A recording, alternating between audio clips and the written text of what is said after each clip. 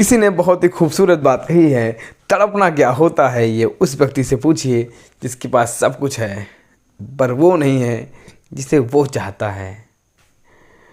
नमस्कार, राम राम, सत श्री अकाल। कैसे हैं आप सभी? I hope you are doing great. ये कहानी उस समय की है जब सुधा मूर्ति जी ओडिशा में गरीब बच्चों की शिक्षा के लिए, एजुकेशन के लिए स्कूल बनवाने के लिए जा रही थी। अचानक से बहुत तेज़ बारिश होने लग जाती है और सुधा मूर्ति जी का ड्राइवर बोलता है कि मैम, हम गाड़ी कहीं साइड रोक देते हैं क्योंकि बारिश बहुत तेज़ है, जल्दी से रुकने वाली नहीं है।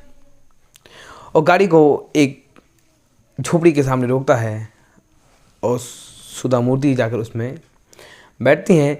वो झोपड़ी ना तो बहुत बड़ी थी और ना ही बहुत छोटी थी। उसमें एक पार्टीशन था जहाँ पर एक पार्ट में हॉल था जो रात को वही बेडरूम बन जाया करता था और दूसरे पार्ट में वो एरिया था किचन जहाँ पर खाना बना करता था। सुधा मूर्ति जब बैठती हैं तो उनका जो ट्रांसलेटर है उसका मन नहीं लगता। वो कहता है मैम, कहीं हम कहीं और चलते हैं। तो सुधा मूर्ति जी मना कर देते, नहीं नहीं, हमको यहीं पर विश्राम करना है, यहीं पर हम इंजॉय करेंगे। पर उसका ट्रांसलेटर का मन नहीं लगता है तो वो कहता है मैम, मैं ज़रा गांव घूम कर आता हूँ भरी बरसात में। लेकिन ये मना करती हैं कि मत जाओ, पर वो मानता नहीं, चले जाता है ड्राइवर को लेकर। थोड़ी देर बाद वापस आता है। उस बीच में ये जो मकान का मालिक होता है ये पूछता है कि मैम आपके लिए क्या लाया जाए, चाय कॉफ़ी क्या बनवाया जाए आपके लिए। तो मना कर देते, नहीं नहीं, मुझे कुछ नहीं खाना। तो बोलता है मैम आपके लिए मछली चावल लाया जाए।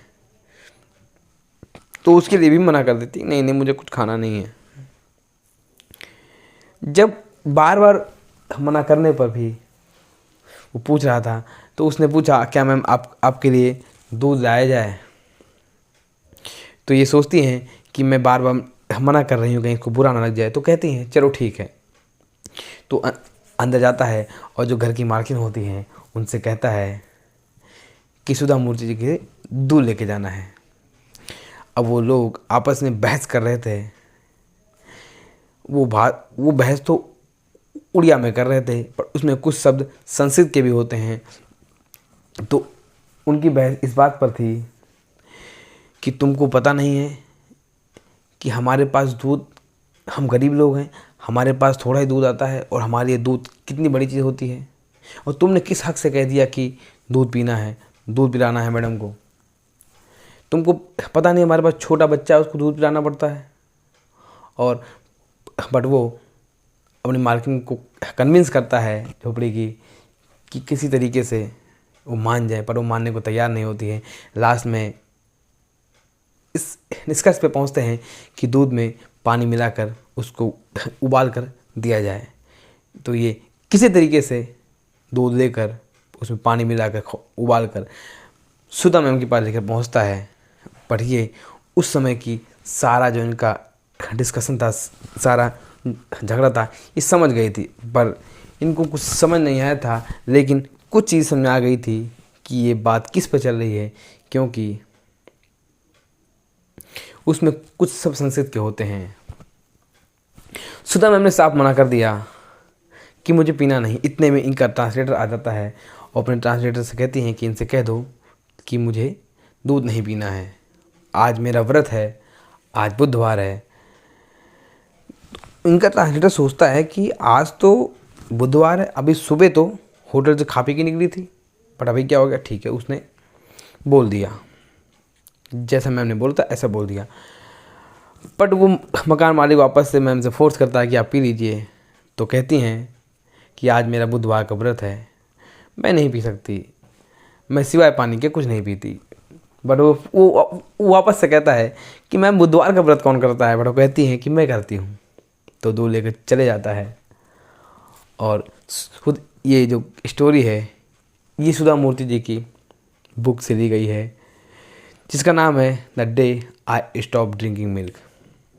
The day I stop drinking milk.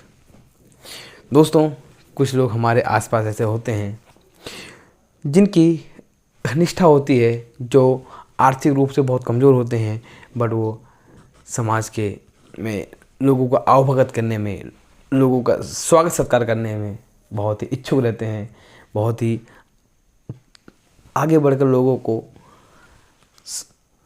मदद करना चाहते हैं, आगे बढ़कर उनकी अवगत करना चाहते हैं, पर वो इतने आर्थिक रूप से कमज़ोर होते हैं कि वो नहीं कर पाते हैं।